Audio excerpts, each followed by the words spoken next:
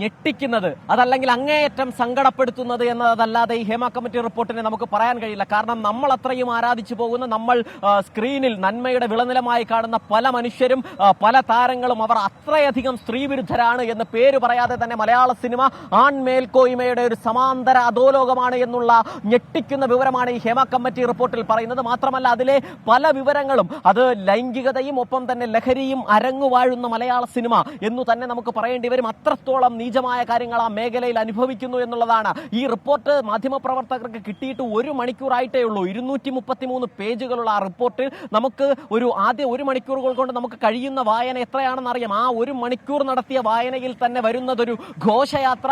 അത് നിയമവിരുദ്ധ പ്രവർത്തനങ്ങളുടെ, സ്ത്രീവിരുദ്ധതയുടെ ഒരു ഘോഷയാത്രയാണ്. അതിൽ ഈ പ്രധാനപ്പെട്ട വേട്ടക്കാർ അത്രയും ഉന്നതന്മാരാണ് എന്നുള്ളതാണ്. മലയാള സിനിമയെ നിയന്ത്രിക്കാൻ കഴിയുന്നവർ, മലയാള സിനിമയുടെ അധികാരത്തെ, ഗതിവിഗതികളെ നിയന്ത്രിക്കാൻ കഴിയുന്ന ഉന്നതന്മാരാണ് മലയാള സിനിമയിലെ വെട്ടക്കാർ എന്നുള്ളതാണ് ഹേമ കമ്മിറ്റിയുടെ റിപ്പോർട്ട്. മാത്രമല്ല ഈ റിപ്പോർട്ട് തുറന്നു പറയാൻ പല നടിമാർക്കും ഭയമാണ്. തുറന്നു പറയുന്നവരെ വിലക്കാൻ മറ്റൊരു ഏജൻസി പ്രവർത്തിക്കുന്നു എന്നുള്ളതാണ്. സ്ത്രീകൾക്ക് മാത്രമല്ല ജൂനിയർ ആർട്ടിസ്റ്റുകൾക്കും രക്ഷയില്ല. ജൂനിയർ ആർട്ടിസ്റ്റുകളെ ലൈംഗിക ആവശ്യത്തിനായി ഉപയോഗിക്കാൻ വാട്സാപ്പ് ഗ്രൂപ്പ് പോലും ഈ മേഖലയിൽ സജീവമാണ് എന്നുള്ള വിവരം വരുന്നു. മാത്രമല്ല ഭക്ഷണം പോലും നിഷേധിക്കുന്നു. പലർക്കും തുറന്നു പറയുന്നവർക്ക് ഭക്ഷണം നിഷേധിക്കുന്നു, അവസരം നിഷേധിക്കുന്നു.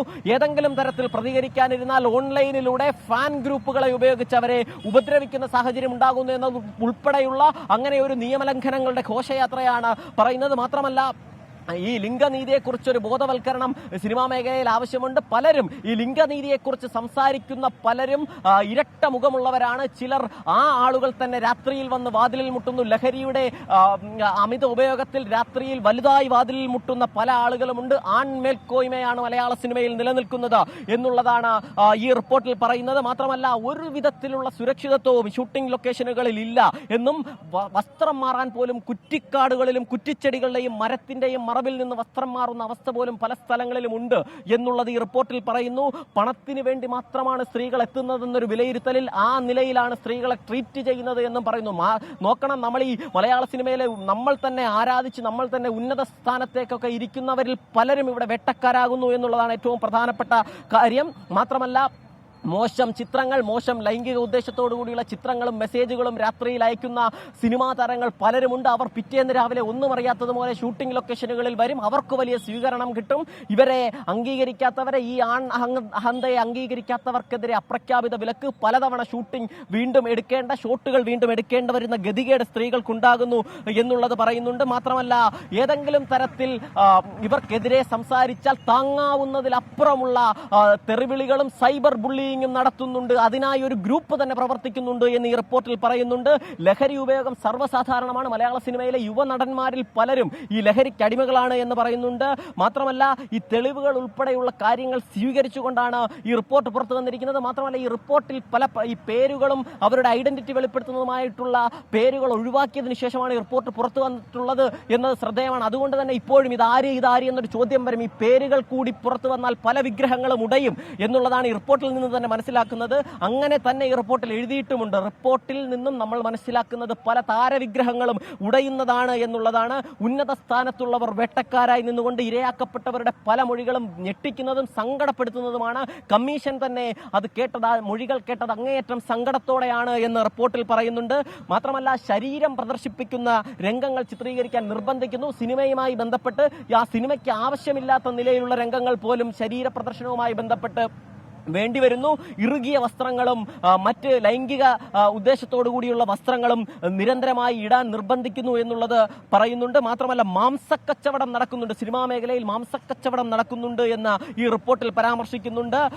മാത്രമല്ല പലർക്കും കൊടും ഭീതിയാണുള്ളത്. ഈ സിനിമാ മേഖലയിലെ വിവരങ്ങൾ പുറത്തു പറയാനുള്ള കൊടും ഭീതി പല ആളുകൾക്കുമുണ്ട്. വിവരം പുറത്തറിഞ്ഞാൽ കുടുംബം തകർക്കുന്നതുൾപ്പെടെയുള്ള വിവരങ്ങൾ ഉണ്ടാകും. ബന്ധുക്കൾ വരെ അപകടത്തിലാകുന്ന വിഷയമുണ്ട്. അങ്ങനെ ഒരു സമാന്തര അധോലോകം മലയാള സിനിമയുമായി ബന്ധപ്പെട്ട് പ്രവർത്തിക്കുന്നുണ്ട് എന്നാണ് ഈ റിപ്പോർട്ട് പറയുന്നത്. കഴിഞ്ഞ 4.5 വർഷം ഇരുട്ടത്തിരുന്ന റിപ്പോർട്ട്. എന്തുകൊണ്ടാണ് ഈ മലയാള സിനിമയിലെ അരാജകത്വത്തെ കുറിച്ചുള്ള ഈ റിപ്പോർട്ട് ഇരുട്ടത്തിരുത്തിയത് എന്നുള്ള കാര്യം തുറന്നു പറയേണ്ടത് സർക്കാർ കൂടിയാണ്. കാരണം അത്രമാത്രം ഞെട്ടിക്കുന്ന വിവരങ്ങൾ, ആരുടെയും പേര് പറഞ്ഞിട്ടില്ലെങ്കിലും മലയാള സിനിമ ഒരു സമാന്തര അധോലോകമായി പ്രവർത്തിക്കുന്നു. അങ്ങേയറ്റം ലഹരി നുരയുന്ന, അങ്ങേയറ്റം ലൈംഗികതയുടെ ആവശ്യങ്ങൾ മാത്രം നിറയുന്ന ഒരു ഇടമായി മാറുന്നു എന്നുള്ളതാണ്. നമ്മൾ ആസ്വദിച്ചു കാണുന്ന മുഖങ്ങൾക്കപ്പുറത്തേക്ക് പല സിനിമാ താരങ്ങൾക്കും അതിൽ വലിയ പ്രശ്നങ്ങളുണ്ട് എന്ന് ഈ റിപ്പോർട്ട് ചൂണ്ടിക്കാണിക്കുന്നുണ്ട്.